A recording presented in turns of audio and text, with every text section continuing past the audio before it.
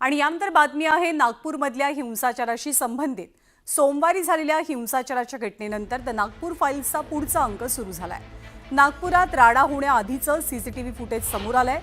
काही तरुण महाल परिसरात पाहणी करत असल्याचं सीसीटीव्हीत दिसतंय। तसंच काही लोक या चौकामध्ये जमतायत असं सुद्धा सीसीटीव्हीच्या फुटेजमधनं स्पष्ट होतंय।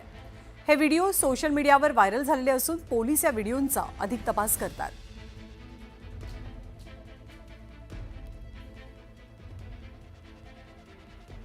तर एकीकडे नागपूर हिंसाचार प्रकरणामध्ये बांगलादेश कनेक्शन संदर्भात चर्चा होत असताना यात काश्मीर पद्धतीनं मोडस ऑपरेंडी दिसून येत असल्याचं तपास यंत्रणांच्या लक्षात आलंय।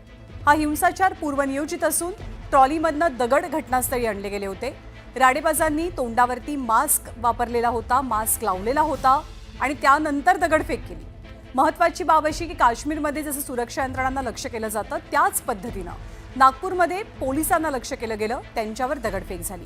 काश्मीरप्रमाणेच नागपुरातही हिंसाचाराची मोडस ऑपरेंडी ही सारखी असल्याचं प्रथम दर्शनी आढळलंय। त्यामुळे आता या प्रकरणाची एनआयए कडनं चौकशी होऊ शकते अशी माहिती मिळतेय।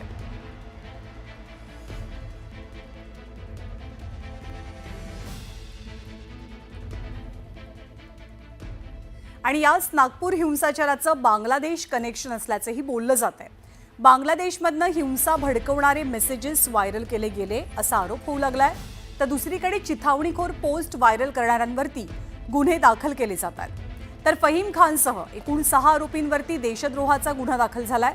घटनेचे व्हिडिओज, सीसीटीव्ही फुटेज यासह विविध पुराव्यांच्या आधारे आरोपींची ओळख पटवण्याचं काम सध्या सुरू आहे।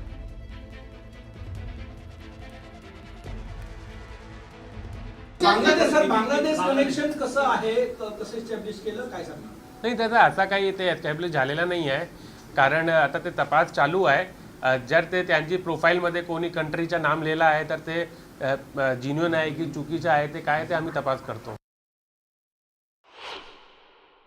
ऑरिजिनेट तर नागपूरमधून झालेले आहे, जे ऑरिजिनेट झालेले आहे। नंतर ते काही बाहेरचे लोक पण आहेत त्यांनी जे शेअर केलेलं आहे आणि त्यांनी त्यामध्ये काही लोक असे पण आहेत ज्यांनी हे व्हायलन्सला ग्लोरिफाय केलेलं आहे। जे बाहेरचे कुठले लोक आहेत? ते प्रोफाईल वगैरे सगळे आहे यामध्ये, आम्ही त्याची माहिती घेतो। देशांतर्गत आहे की विदेशात, बाहेरच्या देशातले आहे ते आम्ही कसं सांगू शकता जेव्हा त्यांची इन्फॉर्मेशन येणार नाही।